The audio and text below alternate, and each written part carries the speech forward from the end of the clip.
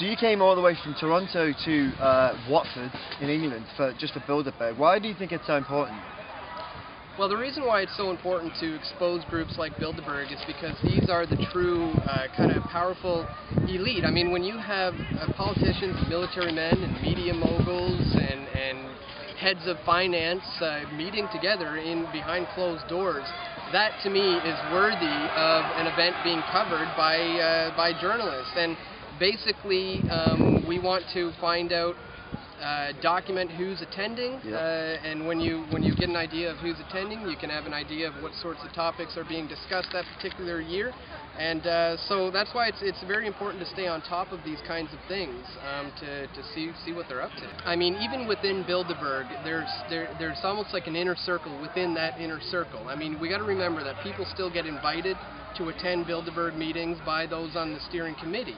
And I think that maybe it's somewhat also, I don't think everyone who attends Bilderberg is necessarily aware of some sort of nefarious agenda or trying to set up a new world order, if you will. So I think some of it, what goes on in there, is somewhat of a recruiting program to kind of test the waters of these new up-and-coming stars of globalism, basically, and to bring them into the fold and find out which guys are willing to get on par and work with them. I think some of the big things that happen at these meetings are not necessarily in the meeting with 140 people sitting around the one table. I think some of the more where things actually get done might be when, let's say, Henry Kissinger or David Rockefeller, for instance, pulls one of them aside and has a little private chat with them at the bar for 20 minutes. I think that's when the real things get done at Bilderberg. So again, it's tough to say exactly what they're talking about, but again, that's why we want to pay attention to who's there. In Chantilly, Virginia, there were hundreds, if not thousands, of people who showed up, and all the who's who of the independent media. And there, at that event, I was able to get up.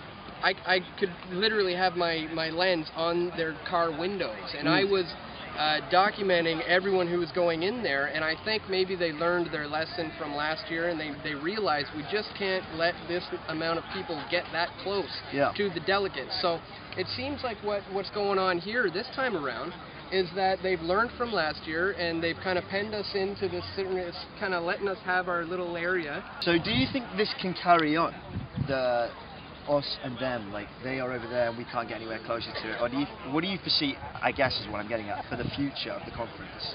Well, when it comes to a group like Bilderberg, it's all about the numbers, and we always have to remember that these guys, their whole organization is set up in a pyramidal structure, with them situated at the top and all of us people making up the whole base of this thing. So I think when we get enough numbers, enough people, that's when we might actually start to see some real change happening.